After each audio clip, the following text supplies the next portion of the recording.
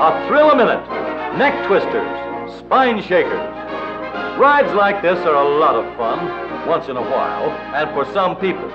But few of us would like to do very much traveling over the waves of a roller coaster. These are only a few of the devices that man has invented to give himself a thrill and a pain in the neck.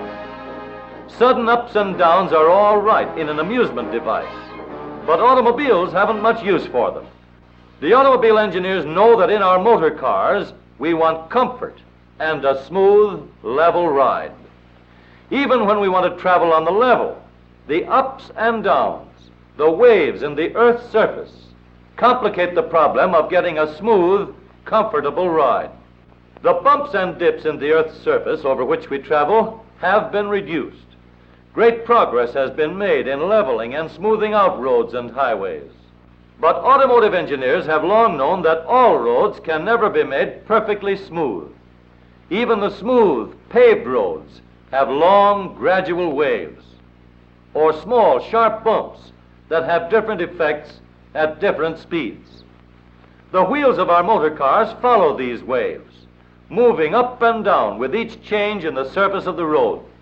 So, to give us the smooth, level ride we want, engineers knew that the smoothing and leveling would have to be done by the motor car itself. Between the moving wheels and the passengers, some sort of a bump leveling device is needed. Let's see for ourselves the method by which the engineers have approached and solved this problem. Here is a wheel, fastened so that it is free to move up and down. The wheel rolls on a moving belt, rising and falling whenever it strikes a bump. A platform, fastened solidly to the wheel, carries a tracing pen, and when the wheel moves up and down, the tracing pen draws a line which shows the movement of the platform. To get a true picture of the up and down movements, the tracing paper moves at the same speed as the moving ground belt. We'll start the model running. Now, the traced line gives us an exact picture of the up and down movements of the wheel and platform. Let's see what happens when we use more speed. At high speeds, the effect of a bump is considerably greater. In slow motion photography, we can see that the wheel climbs the bump and bounces into the air. Of course, this jolting is passed on to the platform. We can mount a fairly stiff spring underneath the platform to see how it will affect the jolting. Now, let's watch it in slow motion photography.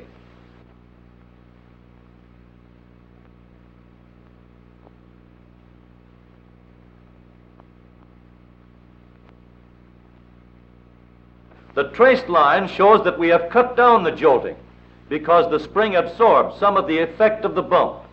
Let's substitute a soft spring for the stiff spring that we have been using. A softer spring gives a smoother line because a soft spring is able to spread out the effect of the bump and act as a better cushion against the jolt of the wheel. But when there are 4 wheels mounted in 2 sets, front and rear, as in the motor car, the problem is complicated. Until recently, the front springs of the automobile had to be stiff to keep the axle and front wheels in line. If one set of springs is stiffer than the other set, the stiff set will bounce harder and faster. We can see that this unequal springing, stiff springs in front and soft springs in rear, causes pitching when the wheels strike a bump.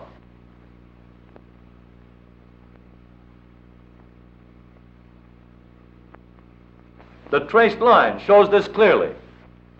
The only way to eliminate this unequal springing and make the front springs soft is to give them only one job to perform, the job of absorbing bumps.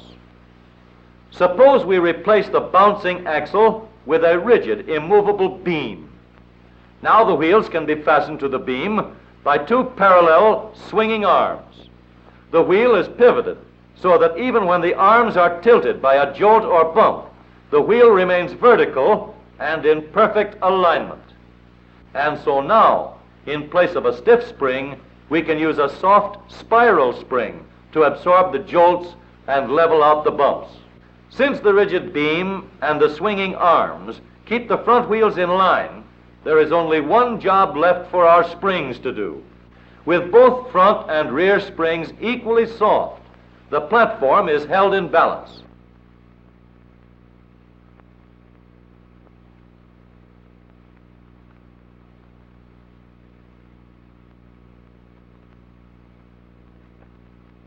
But now that the front and rear springs are soft, we have another problem. Springs that are soft enough to level out the bumps will compress too rapidly under a heavy shock. And springs that are soft enough to absorb small shocks have a tendency to continue bouncing after they have been compressed or stretched. So to help the springs absorb heavy shocks, we can slow down their action by means of shock absorbers. The shock absorber acts like a brake in delaying the movement of the spring, and it prevents bouncing when the spring is compressed and then released. We can make the severest kind of test to see whether we have a method that will really iron out the ups and downs. We'll use a lot more bumps of different sizes, and we'll run them under our wheels at full speed. Now watch the traced line. The traced line seems to be pretty smooth. Let's watch through the slow motion camera and see just what's happening. No more pitching, and the soft springs with their shock absorbers spread out the effect of any bumps that they can't completely absorb. Of course, in actual practice, where strength and safety are of maximum importance, engineers have made use of these same bump-absorbing, road-leveling principles with a much stronger and more durable construction. The front wheel is pivoted so that it can be steered in any direction and is mounted on a strong, upright arm. The upright arm is fastened to the rigid, immovable crossbeam by means of two parallel swinging arms. The swinging arms and the rigid crossbeam do all the work of keeping the wheels in perfect alignment. So the genuine soft knee action spring has only one job to do: cushion the bumps. A double action shock absorber controls both the compressing and stretching of the spring as it absorbs heavy jolts. This combination of soft cushioning springs, together with positive double action control on the front wheels, is balanced at the rear wheels by equally soft springs with the same type of double action shock absorbers for control. With soft, balanced springing, held under positive double control, the smoothing and leveling of roads is done by the motor car itself. The pitching and the ups and downs are eliminated. Here is a real test on a full-size scale. That pipe sticking up from the top of the car is a giant tracing pen. The sky itself will be our moving strip of tracing paper, and this tank of skywriting smoke will take the place of ink. The car rides smoothly over the waves, while the wheels do all of the pounding. Watch the traced line. And so, the pain in the neck has been taken out of ordinary driving, giving a truly level ride over any bumps on city streets or on country roads.